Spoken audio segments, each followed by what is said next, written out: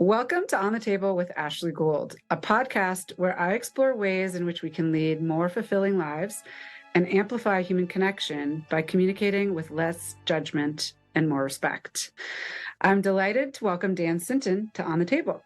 Dan is a chartered financial analyst who worked at Franklin Templeton, Charles Schwab, and as a senior research analyst at Fisher Investments, and now runs his own wealth management firm with his tax partner, Brian Prose.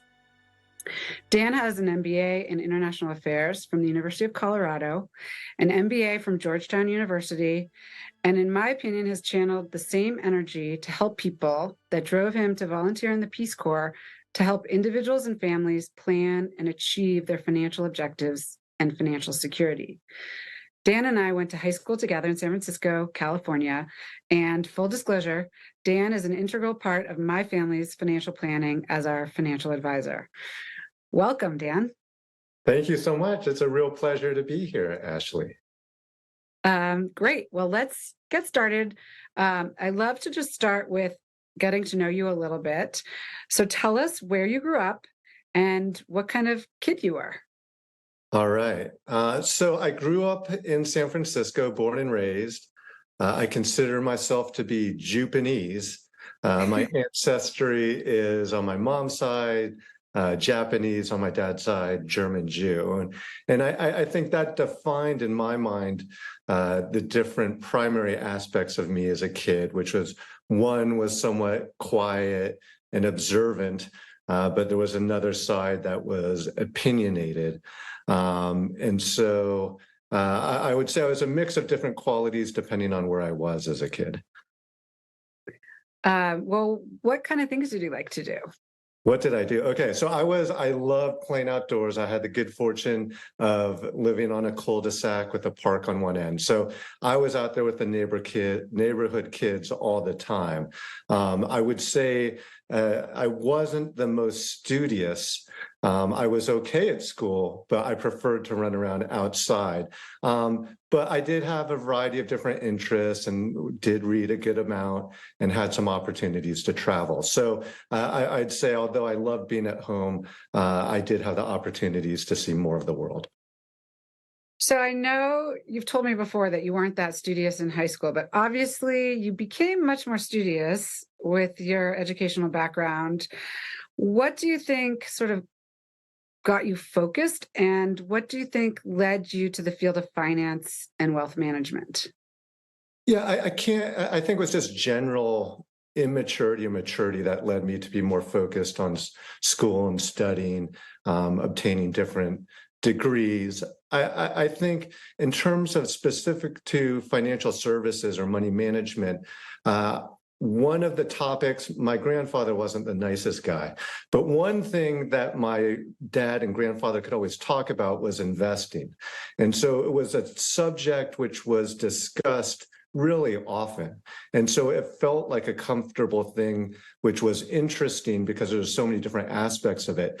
I think that was the first step. The second one was my dad was a journalist and editor for the business section at the local San Francisco Chronicle. And so from an early age, I heard about business stories. And so I think the fact that it was a dialogue at home or within my family, it was one where I could participate, ask questions. And so it was the norm. And as I got older and better understood the world and how it integrated with investing and business, that my interest grew with the scope of it, understanding how different things worked. So I think it was the family values and interests which helped sort of within me. It became something not only comfortable, but something I wanted to pursue. Awesome. So let's talk a little bit about your area of expertise. So why is financial planning so important, and when should people start? Yes, that's a great question. I mean, people should start as early as possible. I think why I have a job in this field is that there's a real disconnect between people starting or doing it at all.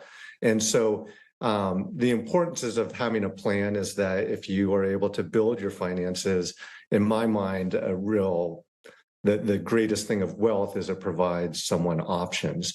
And so the earlier you start that, the more options you should have later. And so if you can have the conversations, like I was fortunate enough to have that within my family, but if other families or society in general is able to have these conversations for it not to be taboo, the idea would be to start as early as possible. And just one little example of how in my family we started early was in high school. I had various summer jobs, and my dad every year would match whatever I made and put it into an IRA, a retirement account for me. And so from an early age, I had a retirement account. I got the statements, we reviewed them. And so that helped me understand all of it just as a first step. Or I had a bank account when I was a kid, and I remember I used to have to stand on my skateboard to reach the ATM. And so I'd say start as soon as possible. Obviously, the trick is how do you implement that, or how do you begin that process with young people? Well, that actually leads me to my next question. And you mentioned that so many people don't do any financial planning. Why do you think there's such an oversight in our educational system that we don't teach the basics of financial planning or budgeting in high school? Yeah, I have a feeling there's many variables that drive that reality. I think part of it, in my mind, is in some ways, this idea of financial planning is a relatively new concept. Not so long ago, the idea of a surplus was rare. People were just trying to get food on the table. And related to that is, you think back over time, when people did have money, savings was in the form of gold bangles, or you bought jewelry, some store of value in case you needed it. And so with time, over the last, call it century or so, there are more different ways to invest or store your money, or ideally save and grow it or invest it. But that's relatively new. So I don't think there's necessarily within households a tradition of doing so. And then in terms of if it doesn't happen at home, well, what about through institutions like education or schools? And I think it's still a slow start. The other thing about it, it's not all science. There's a lot of art to it too. And so there's not necessarily a set curriculum. It's a lot of unknowns, and people aren't good at it. So I would say from a historical or institutional perspective, it's relatively new and hard to implement. And then the cynical side of me says, we live in a society of consumerism and advertising, and there's a lot of business whose interest is in for you to get into debt or spend as much money as possible buying stuff. And so there's a societal element of it too, which I'm sure is very complicated. So I think through the internet, there's so much greater access to knowledge that there is some headway being made, and there's certainly more options for all types of people. But I think that in terms of seeing it at school, my guess is that's going to take some time. All right. Well, I'm still hopeful, but we're doing our own work at home with our kids. So you talked about how investing is an art. I know you have a very specific investment philosophy. I'd love for you to share that with people.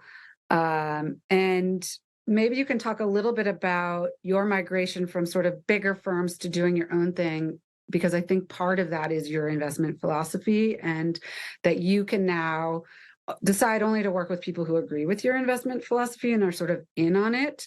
But it is, an art, and people have different perspectives. So maybe you can also talk about how individuals can find what's most comfortable for them. Sure. So I would say that there's two primary philosophies or approaches to money management. The traditional one is active, and the other is passive. So active is traditional in that someone is picking stocks. They're picking companies that they think are good investments, when to buy, when to sell. But what's happened over time is that the data says that that strategy does not do well. And it's typically expensive. You're paying someone in the research department to do that. And so the growing or alternative is passive investing, in which for a low fee, you're essentially buying a big bucket of stocks, like the U.S. stock market, an S&P 500 index fund, for example. And so the idea there is I'm going to more or less get market returns, but that's a whole lot better than what my broker or other advisors doing picking stocks. And so those are the two philosophies. And for me, there's a disconnect between what you learn, say, in school or an MBA program in regards to the academics and data say that active investing is a poor way to go, yet it is the prominent strategy on Wall Street. It's what's sold. And so although I really enjoyed being a research analyst and picking stocks and doing that, I also knew it wasn't necessarily beneficial to the clients. And so for me, the opportunity was to start my own business in which I can implement what I think makes the most sense from a rational or logical perspective. So then it becomes, there's nuances and it goes down from there in terms of, my issue is I have to charge a management fee. So I can't just use passive investments and perfectly replicate or duplicate the stock market. I have to, if I need to beat it, because I need to offset various fees, then I need to be a little bit different from it as well. And so that may be more another conversation in terms of like where the science and the art of it, and the art being more how do you differentiate yourself or deviate from the market. But that's it in broad strokes. So one of the things I think with the active management is the fees that are charged, and the fees every time you buy, every time you sell. Can you just talk a little bit about how people can really understand the fees that they're paying if they're doing active management or frankly, any kind of management? Yeah, so one good thing is over time, the transparency in regards to fees has become more clear or apparent. Technology has aided this. In the old days, a stockbroker was charging a commission every time they bought or sold a stock for you. That's changed dramatically since then. And so typically you're paying a percentage of the assets under management. So if somebody gives me $100 to manage, I take as much as 1% or $1. But what's important to know is that there's also additional fees. So your financial advisor may be charging you a percentage of the assets under management. If they're investing in a mutual fund or various different types of investments, there's fees within those products that you may not see. And lastly, there's the custodian, the third party, the Charles Schwab or Fidelity, who's holding these investments for the client, and they may be charging commissions, earning interest on your cash that you may not see. But typically there's those three levels: the advisor, the actual investment, and then lastly, the custodian. I would also say that there's also a fourth level of fees that are almost never discussed or looked at, which is taxes. And so if someone's actively buying and selling, you're more likely going to be paying more in taxes as you realize gains in your investments. So that can be a big sort of undiscussed or unseen expense as well. So I would say that's in broad strokes. In terms of then, well, how does a new investor, someone new to investing, how do you know what you're paying? You have to ask questions because it's not always obvious. And so while reporting has generally gotten better to protect clients or investors, you need to ask these questions, and you need to be aware that there are these 3 or possibly 4 levels of fees when you include taxes. Yeah, so I think that asking questions is extremely helpful, and maybe we can put in the show notes sort of some questions that people could ask to make sure that they understand the fees that they're being charged. But you talked about taxes. I think that's actually, let's just spend a minute there. So you decided to join forces with Brian Prose, who's a tax specialist. Can you talk a little bit about why you think it's important to have sort of an integrated financial management and tax team? And I actually didn't mention the name of your company, so why don't you say that as well? All right. Rational Investment Management is the name of the firm. And what's happened in regards to fees in financial services, there's been a compression. It's more competitive. There's more options. And so not only has that driven down fees, but it's also meant that firms need to differentiate themselves by their service. And so the idea in our case is that we want to offer more services under one roof than the next person. And so by integrating both taxes and investing, there's a greater sensitivity to managing in a tax efficient way. But it's also a way to do more planning and have more discussions with our clients. And so I would say, typically speaking, there's sort of three legs to the financial stool, which is the investing, there's taxes, and then there's typically some type of estate planning or lawyer that may be involved. Now, that's not something that happens on a necessarily an annual basis. So that's something we can aid people on and facilitate those conversations. But in this case, the integration of taxes and investments was to provide more service than other firms. And there's a natural tendency to want to do the two at the same time. Yeah, that makes sense to me, and works really well for us. So a focus on this podcast is to explore the difference between hearing and listening. People sometimes think they're the same, but they're not at all the same. So money can be both a taboo subject and a subject fraught with a lot of emotion, whether people grew up with or without financial stability or wealth of any kind. How do you work with your clients to dig beneath the surface of what they say they want, to really understand their financial goals and what they believe that achieving those goals will provide them? Okay, this is a tricky one. And this, I think, comes down to more the art of this business and certainly client relationships and understanding how to best service our clients. And I think part of it is hearing what people say, regardless of their words, and looking for little clues as to what their values are. And so if I can use you, Ashley, as an example, Yeah. I can remember many years ago, one of our first meetings, I walked you to your car and you were telling me about all the wonderful things about your Honda Pilot. And so as you were telling me how it drives like a sedan, I'm thinking, okay, so an expensive luxury car is not necessarily important to Ashley. And then the next meeting was at your house, and I said, "Well, these are very high ceilings.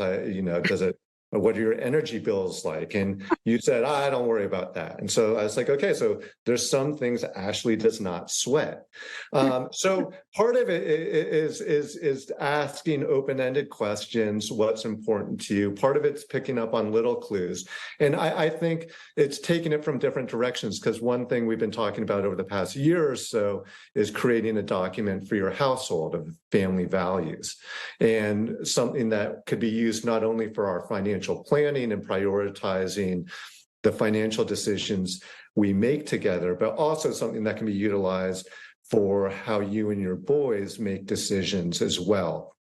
And so I think oftentimes it's having some type of document or some type of formal process, ideally something like a family values document that you can consult, because the nature of life is people's priorities, interests, what they want or don't want changes over time.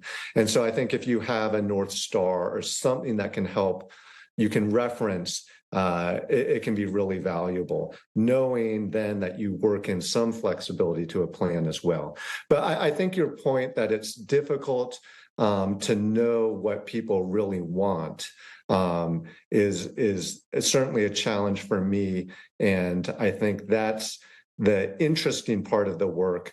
And there's certainly a lot more investment options these days, like there's robo-advisors. You answer a half dozen questions online and it recommends and manages a portfolio for you. And that can be great. But I think the idea of listening, hearing, reading between the lines, that's still something that requires a human being. And so although I can't give you the specifics or a playbook on it, I think it's just understanding what people are really saying and picking up or looking for clues along the way.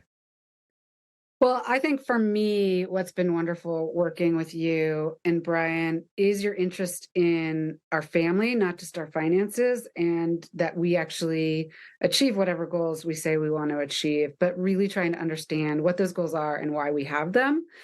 And I'm happy to share our family values document in the show notes. I think it's helpful. It was a really helpful process, and I actually refer to it all the time. And I think this could be an entire episode on money and children and how to raise children so that they value money and understand its value, and as well as, frankly, like the investment opportunities that are out there and how to budget and all of these things.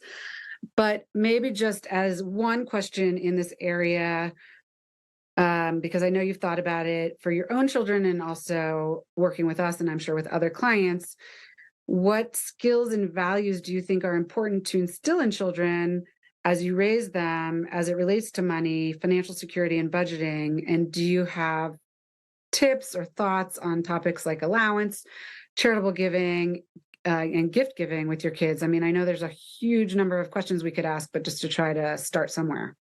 Yeah, I think if you'd asked me this before I had children, I would be much more opinionated and felt like I had the right answers. Now that I have a fourth and fifth grader, and I know how hard it is to get your kids to listen to you, I will share my thoughts without any claim that they're perfect and kids respond. But I think I've read online that kids who make their bed in the morning, they're happier kids. The chance of being successful or being millionaires is like 206% greater. I've never looked into the studies or kicked the tires on them, but I think the relevance or importance is establishing good habits. What good means is up to the household, or healthy habits, whether it's eating, whether it's mental health. But if you can establish good habits at an early age, I think that's really important. So I mentioned my dad helped me open up a bank account and a retirement account. It established my financial literacy, and it created a habit of studying and seeing what the growth can do. And so I think allowance, yes, of course, that can be great. We've tried doing that, and we had the 3 buckets where you put your money into save, spend, and share. And it didn't work. I mean, the kids didn't really care. It was like coins everywhere. It was a mess, and maybe they were too young. But I think it's having the conversations, even if something like that fails, it's the concepts that you're discussing with your children. And for me, it's that literacy, it's the comfort of discussing it. It's the ability later in life as they're presented with things to be able to reference conversations that we've had. So I don't have anything concrete where I can say this is the path forward. But I certainly think that when you look at financial literacy and the drivers of it, it's typically household income and education. And so a lot of it has to do with what are the parents' experience and knowledge of about it. And so I think if parents can get themselves educated or understand the basics and share that with their children, that will go a long way. And so just like anything to do with parenting, it's not the perfect solution and there's going to be bumps. But if you're transparent and have the conversations, that's hugely important for establishing a base. Yeah, that makes sense to me. And I'll just say that we kind of started with allowance, and that didn't really work for us either. So I'm just shifting, and my kids are a little bit older than yours, to more of a budget kind of process where they have a monthly budget. Yeah. And within that, if they want to go out to lunch or dinner with friends, or if they want to go to a movie or a concert or buy some clothes or whatever it is, it has to be within that monthly budget. And then at the end of the month, we go through all of the expenses together. And so that they can start to learn before they go off to college how to manage an amount of money to do the things that they want to do within a month. And the number of things they'll have to do as they go off to college will increase. But if we can start and they can learn those things now, I think it will serve them well. But I think maybe the main thing is it's like life. We fail until we succeed. And we do the same thing in parenting. We just have to keep trying and try things until they work. And then hopefully they're learning something along the way. And I kind of tell myself that that's true, and hopefully it is true. But yeah, I don't know anybody who has perfect in their lives, to be honest with you. That's right. And even hearing you talk about that, I mean, I think my bias is towards simplicity and rules, and you can change those things. But on the topics we've been discussing, whether it's when to start saving or why aren't people more, better with their finances, I think it's overwhelming, and something you can do in regards to solving that is having rules. And so some people say there's the 50-30-20 rule, and people can adjust it as they need be. And this obviously implies that people have enough money to actually cover more than their basic expenses. But the 50-30-20 rule is the idea that 50% of my income is going to go towards my basic needs, food and shelter, what I need, my fixed costs. 30% is going to go to my discretionary spending, things I'd like to do, and 20% goes towards saving. And so when you have these rules, if kids get a job or an allowance and immediately 20% goes to their savings account or their investment account, you're establishing rules, you're establishing a trend, and then what's left over, they manage or, learn. And so like with your budgeting for the kids, that's great, because the first rule in order to have the ability to actually save or invest, you need a budget. And so I think that's great. And then the simplicity is that if you can keep it simple, you're not going to get lost in the weeds on things. And so something like 50-30-20, it's easy to understand and therefore easier to implement. Yeah, I love it. So I heard this quote, and I have no idea. I don't know why I think it was Einstein who said it, but I didn't actually have time to research it, that compounding is the eighth wonder of the world. And whether or not Einstein said it, I actually think it's brilliant. So can you talk a little bit about compounding? And from my perspective, this works both in a positive and a negative way. So if you have credit card debt, the high interest that's charged is compounding. It's very difficult to get out of it. And on the positive side, if you start saving that 20% or whatever it is, the rule is in your family, and you stick to it, you will be surprised after years how much that money has compounded and grown to. So can you just talk about that a little bit? I feel like it's not a complicated concept, but people don't really understand it. Yeah, so compounding, and this speaks to, you're right, it swings both ways in terms of it can be beneficial or detrimental, is the idea, I have $100, I invest it. The stock market goes up 10%. So now I have $110. Well, the next year, the stock market goes up 10% again. So now I'm getting a 10% return, not on $100, but $110. So now I have a return for that year of $11. So the idea of compounding there is I have a bigger base. I started off with 100, but then once it got up to 110, when I get a 10% return, my return went up 10% as well. I made $11 instead of $10. That snowballing effect is really, really powerful, and it speaks to the importance of investing over a longer period of time. And so when you asked when's a good time to start investing or financial planning, as soon as possible. So that's the idea of compounding, and it can snowball against you the other way. You have debt, and everybody knows about this or hears about it. With credit card debt, is you're paying 18% or some terrible rate. And so what's happening is, even if you're trying to pay it down, how much you owe on your credit card as it compounds just becomes overwhelming. And so even while you are paying it, your debt is actually growing. So compounding is really important. And it actually also bleeds into another theme in terms of the basics of finance, which is the time value of money. And it's just $1 today is not worth $1 tomorrow. There's an opportunity cost for that dollar. You could put it in the bank and earn a little interest. Similar to compounding, it's just the time that you have money is hugely important as well. So again, the earlier you can start, the better. And if you can create rules to help you start early, that's fantastic. Great. So this might be too hard, but if you had one piece of advice Oh boy. for individuals desiring to have control over their financial lives, what would it be? Okay. I guess I've already blown this one, but I think it's keep it simple. Okay.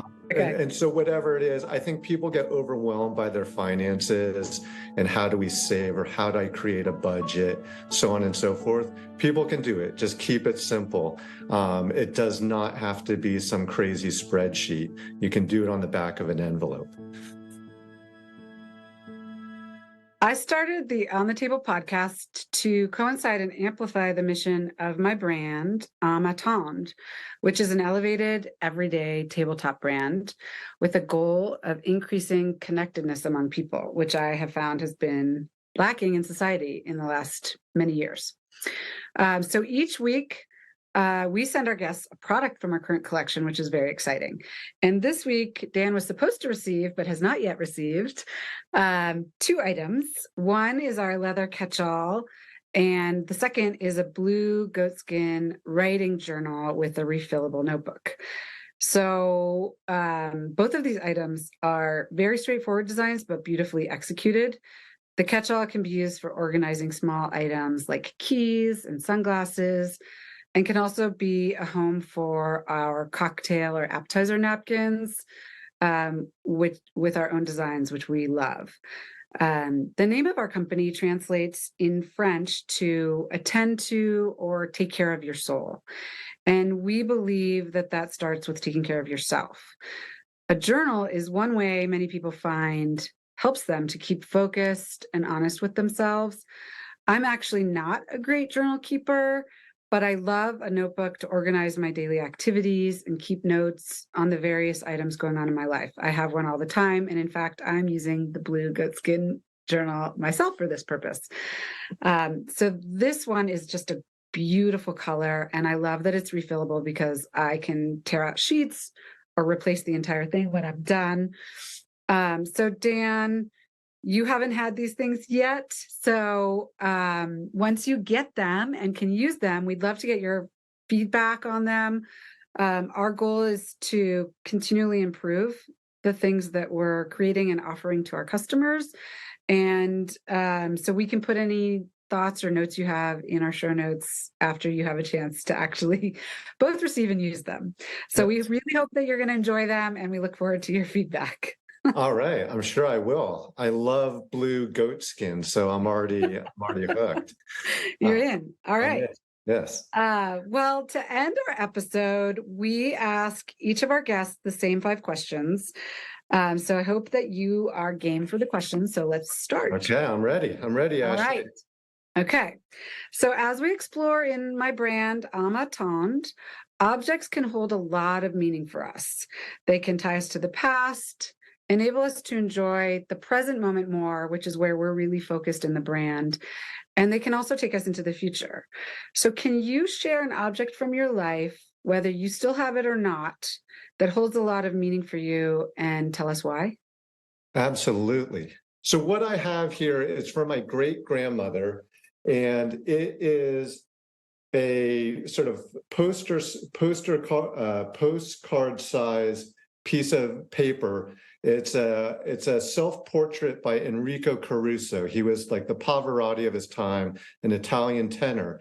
And my great-grandmother collected autographs, and she had written him because he was in San Francisco performing and asked him for his autograph. He kindly did a self-portrait, signed it, dated it, and then there's also the envelope in this frame. And the envelope is to my great-grandmother. Her address is crossed out, and instead what's written in is the St. Francis Hotel. And so on this envelope, it says San Francisco. It's postmarked April 17th, 3:30 p.m., 1906. And so Enrico Caruso, hours before the 1906 San Francisco earthquake, put this in the mail to my grandmother. And it's just a really special memento of a different time. It marks not only something historic for San Francisco, it was to my great-grandmother. For me, it gives me just a real great connection to San Francisco, which is my home. Secondly, I mean, it's just so cool that someone famous took the time to do a self-portrait and drop it in the mail. And it just speaks to a different time. There's an elegance to it. There's a sense of someone physically making something. and someone who had little time, was a celebrity. And so it just speaks to me not only about my connection to family in the past, but it also speaks to creating something. And so in this day and age, and I love digital everything, trust me, it's just the idea of a celebrity doing something like this does not seem very likely. So my connection to something that's tangible, that I can look at, that's on the wall, that's been around for over 100 years, that has historical context and context to my family, is just really special. So there's something about the tangible in a digital world that takes me to a different time, and that perspective and understanding is just increasingly meaningful, especially as I get older. Yeah, that's amazing. What an amazing story. And I would like to think, and hopefully we'll be able to bring this back a little bit with Amatand, that people, if you ask, people will do things. And it won't always happen, but I do think there are definitely still famous people out there today who, if you ask them for something, a letter or something, that they would actually do it. So I'm hopeful that that's the case, but it's a beautiful story. Thank you for sharing that. Yeah, my pleasure. Okay, so can you share a favorite tradition with us? It could be from when you were a child, or something you do with your own children, or anything in between. It could revolve around a recipe from your family, a place you go, or an activity. Yeah, this one I'm happy to share a relatively new tradition in my household, which we started doing maybe about 5 years ago, when the kids were around 5 and 6. And so what we do is on the solstices and the equinoxes, we go to the forest. It's somewhat pagan, and we meet up with friends, and we have a meal and do activities together. And so the idea here is something that we're doing with our community, something to foster connection, something that's not necessarily religious, but those times of year typically coincide with religious holidays. And so it's something that we can all share and do together. And it's something, it's nature-based. It drives us to all pause for a minute and think about our connection to the earth and to our community. So it's a relatively new tradition, but the hope is that these families that we do it with and their children will continue it with their own kids. So it's a new one, but it's hopefully a long-lasting one. And how did that start? I would love to take credit for it, but generally speaking, things that are more community and connection related are driven by my wife. So it was my wife, Sabrina, who started it. And I, of course, rolled my eyes at the beginning, but it's something I've really embraced and loved. So it started with my wife, but it's something I think it's been very easy for other family and people, including myself, to get behind.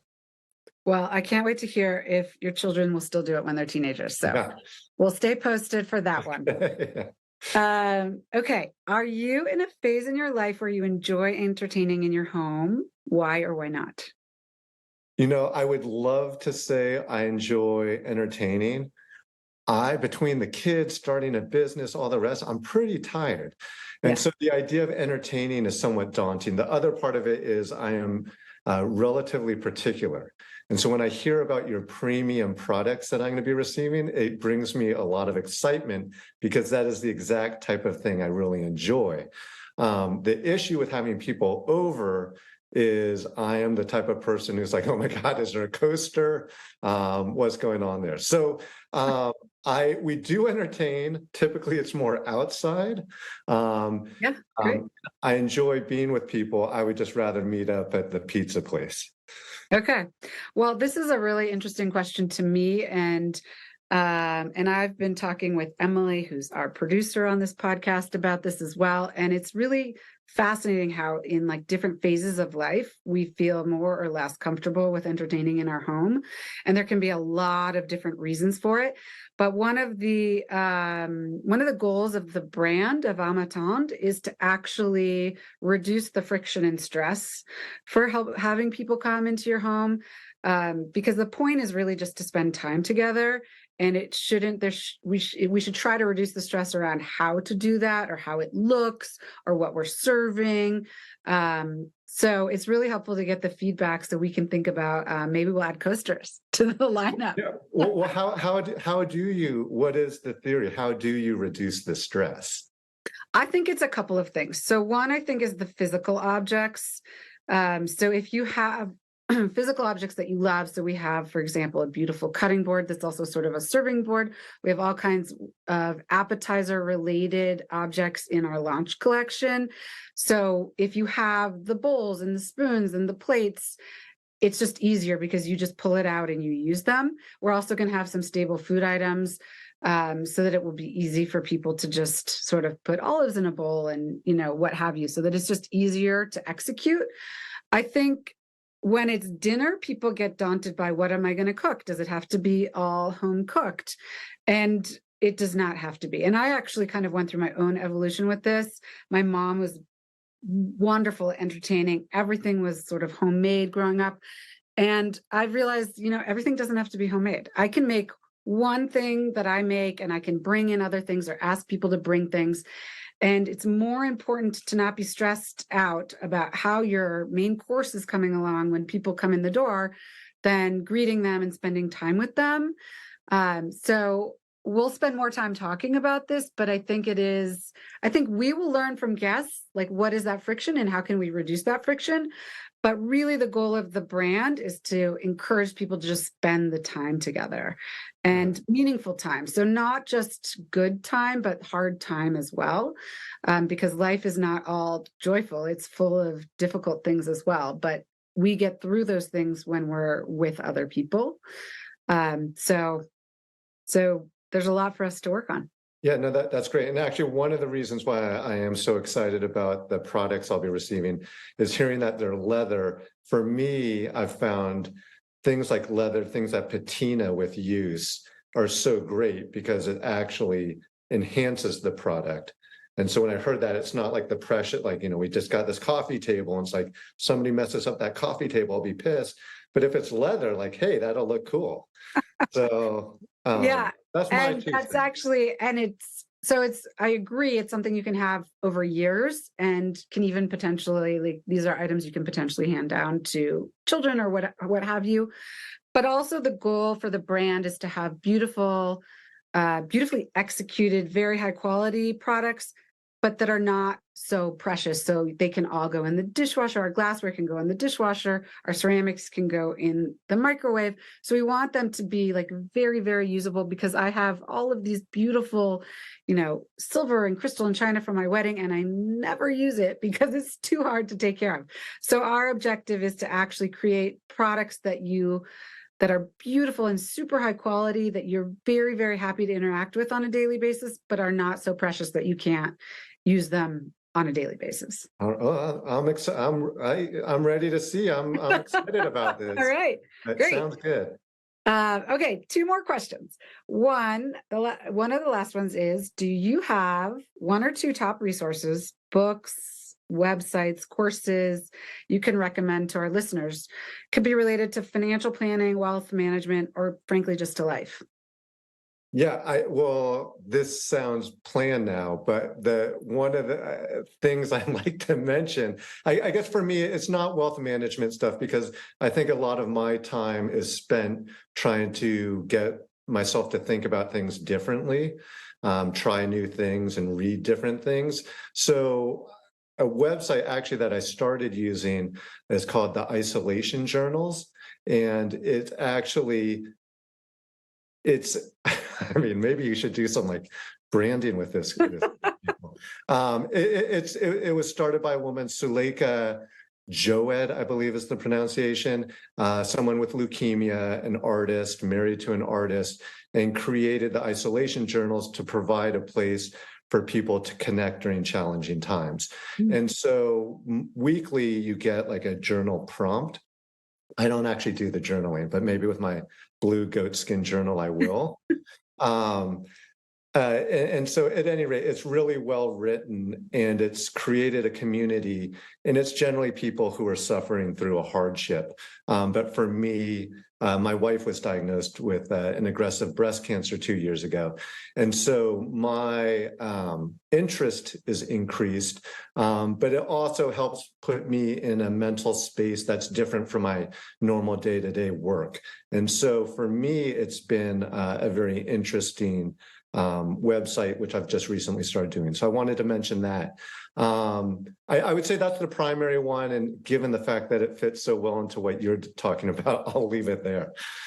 Well, thank you for sharing that. I think that will be helpful to a lot of people, and I'm going to definitely check it out. Okay, last question. What do you do for yourself? So I know you've been through a lot with Sabrina. You have children. You're busy dad. You're busy starting your business. Do you have a practice, a focus, a habit, a daily routine you adhere to? Why and what does it do for you?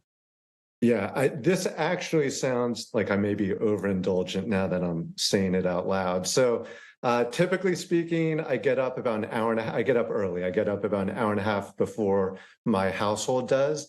And I have that quiet, calm time to get organized, to think about what's going on for the day, just to have some time for myself where I feel like I can think very clearly and organize my thoughts and my day. So that's sort of my prep time, and I need that. It just makes my life or day much smoother if I do that. And then in the evening, I typically take a hot tub, and that helps calm me and center myself as well. So I sort of have these bookmarks at the beginning and end of the days in which I'm trying to create time and space for myself. So those are the primary ones that I execute on and are important for me to find my balance or my focus. Awesome. Thank you so much for sharing.